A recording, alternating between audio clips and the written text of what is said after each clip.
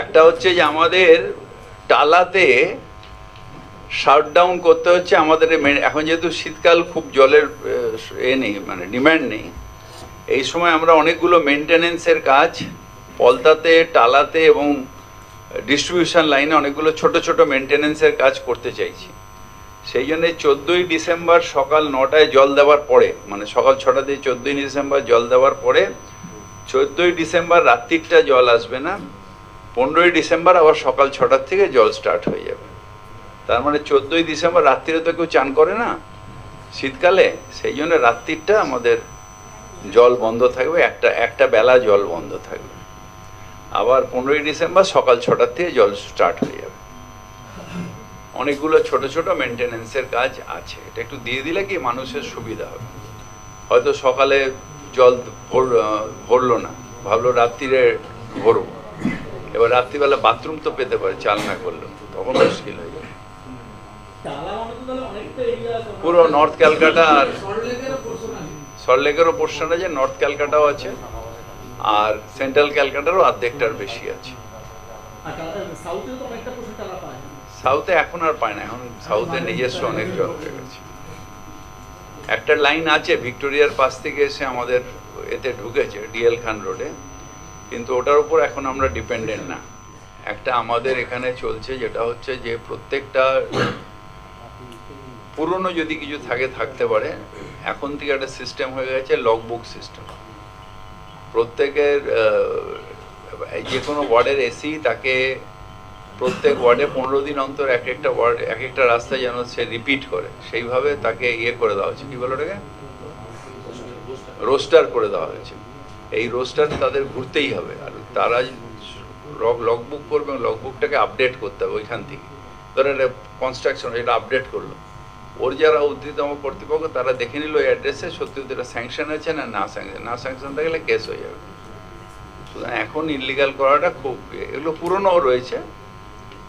একটা কাগজও আমার সম্বন্ধে ভুলভাল লিখেছে, কিন্তু এখন এগুলো না, এগুলো সব পুরনো। আমরা এখন কেসগুলো করছি, যেগুলো আমাদের ছাত্র সংখ্যা পাচ্ছি, যে স্কুলগুলোতে গেলে আস্তে আস্তে স্টুডেন্ট স্ট্রেংথ বাড়বে, সেইভাবে স্কুলগুলো করা হচ্ছে। দেখুন, আমি যেটা বারবার করে বলি, যারা কর্পোরেশন স্কুলে আসে তারা ফার্স্ট জেনারেশন লিটারেট হয়, তাদের 3টে অড সিচুয়েশনে লড়াই করতে হয়। একটা হচ্ছে তাদের যেহেতু ফার্স্ট জেনারেশন লিটারেট, তাদের আইকিউ জেনারেল আমরা যেরকম ভাবি আমাদের বাড়ির ছেলেদের আইকিউ সেরকম নয়, 2-4টা এক্সেপশনাল থাকে, কিন্তু বেশিরভাগই আইকিউ থাকে, তাদের বই বুঝতে অসুবিধা হয়, বারবার করে তাকে পড়াতে হয়। দ্বিতীয়ত তাদের পরিবেশ, বাড়িতে গিয়ে পরিবেশ যে জায়গাগুলো থাকে, এখন যেটাকে উত্তরণ বলে বস্তি, সেখানে বড় বড় বক্স বাজে সারাদিন ধরে, এর বিয়ে হচ্ছে ওর বিয়ে হচ্ছে, ওখানে বিয়েটার জন্য লাফালাফি বেশি হয়, পড়াশোনাটা কম। তো ওখানে ওই হচ্ছে সারাদিন ধরে বক্স বাজছে, আজকে এর পাশাপাশি, তো সেখানে পর্যাপ্ত জায়গা ওদের থাকে না যে হোমওয়ার্কগুলো করার বা পড়াশোনা করার। তৃতীয়ত সামাজিকভাবে তাদের যে সোসাইটি, তাদের বাবা মারা সেই সচেতন থাকে না যে পড়তে হবে, পড়াতে হবে, স্কুলে যেতে হবে। এই 3টে অড নিয়ে বাচ্চাগুলো পড়ে। তাই এই মডেল স্কুলগুলো করার কারণ হচ্ছে যে বাড়ির পরিবেশের থেকে অনেক ভালো পরিবেশ যখন বাচ্চা পাবে, তখন বাচ্চা অ্যাট্রাক্ট হবে স্কুলে যাওয়ার জন্য। সেই জন্যে মডেল স্কুলগুলো করা। মডেল স্কুল করে ম্যাজিক হবে না, মডেল স্কুল করে আস্তে আস্তে বাচ্চাদের অ্যাট্রাকশন টু দ্য স্কুলটা বাড়াতে হবে। তারা উপরে লাইব্রেরি পাচ্ছে, চোখের সামনে ভিজুয়াল ক্লাসরুম পাচ্ছে। আমি বোর্ডে লিখে দিলাম 2+2, 2+3 কত হয়, একটা বাচ্চা বুঝতে পারবে না, কিন্তু 3টে হাঁস প্যাঁক প্যাঁক করে যাচ্ছে, তার সাথে আরও 2টো হাঁস যোগ দিলে কত হলো, তখন তারা জানবে যে 5টা হাঁস। এইভাবে পড়ানোর সিস্টেমটাকে করলে যারা ফার্স্ট জেনারেশন লিটারেট তারা অ্যাট্রাক্ট হবে, এবং খুব কমফোর্টেবল পরিবেশে পড়তে পারলে তারা আসবে স্কুলে। আস্তে আস্তে স্কুলে ওই কারণে নেই যে আমাদের একটা হচ্ছে যে ইংরেজি শিক্ষার প্রবণতার জন্য আমি আমার কনস্টিটিউয়েন্সিতে দেখেছি যে স্কুলে কোয়ালিফাইড টিচারও নেই, কিন্তু একটু প্যাক প্যাক করে ইংলিশ বলছে, ভাবছে বোধহয় বিরাট, কারণ তারা তো ফার্স্ট জেনারেশন, তারা ভাবছে বিরাট শিক্ষা। অ্যাকচুয়ালি এগুলো হচ্ছে এডুকেশনের নামে একটা ব্যবসা করছে অনেক। কিন্তু আমাদের হচ্ছে যে সেই মানুষগুলোকে নিয়ে এসে ফ্রিতে এডুকেশন দিলে আস্তে আস্তে ঠিক হবে। সব স্কুল এখন নেই, আমাদের যে পরিবেশে যে স্কুলগুলো আছে সেগুলোতে যাওয়ার ইচ্ছেই করে না মানুষকে, মানে বাচ্চাগুলোর। সেটাকে চেঞ্জ করার জন্যই মডেল স্কুল কনসেপ্টটা এসছে। আর এখন ড্রপ আউট ওই জন্য কমে গেছে। আপনি যদি 5 বছর আগেকার ড্রপ আউট দেখেন, এখনকার ড্রপ আউট আস্তে আস্তে কমে যাচ্ছে।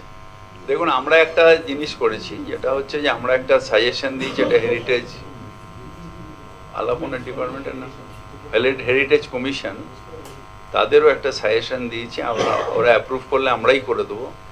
আমরা আরেকবার রিগ্রেডিং অফ দ্য হেরিটেজ করব, যেখানে অনেক বাড়ি গ্রেডেশনে, অনেক বাড়ি কেন এ আছে, কেন বি আছে, কেন সি আছে, দুটো গ্রেডেশন করতে হবে। একটা হচ্ছে যে সেটার হিস্টোরিক্যাল ভ্যালু কি আছে, আর আর্কিটেকচারাল ভ্যালু কি আছে। এই দুটোর ভ্যালু বিশেষজ্ঞরা ঠিক করবেন, যেটার হিস্টোরিক্যাল ভ্যালু এই আছে। ধরুন নেতাজি সুভাষচন্দ্র বোস থাকে, তারা নিশ্চয়ই হেরিটেজ। হ্যাঁ, কিন্তু মাইকেল মধুসূদন দত্ত চা খেতে গেছিল একটা খিদিরপুরের বাড়িতে, সেটাকে হেরিটেজ করে দেওয়া হয়েছে। এইগুলোকে হিস্টোরিক্যাল কতটা হবে আর আর্কিটেকচারাল ভ্যালু কতটা হবে, সেটার উপর মার্কিং করে এদের আবার একটা রিগ্রেডেশন অফ হেরিটেজের জন্য আমি একটা প্রস্তাব পাঠিয়েছি। এই প্রস্তাবটা যদি হেরিটেজ কমিশন অ্যাপ্রুভ করে, তাহলে আমরা এখানে লিস্ট অফ যে যারা হেরিটেজের বিশেষজ্ঞ তাদের নিয়ে করে আমরা আরেকবার এটাকে রিভিউ করব।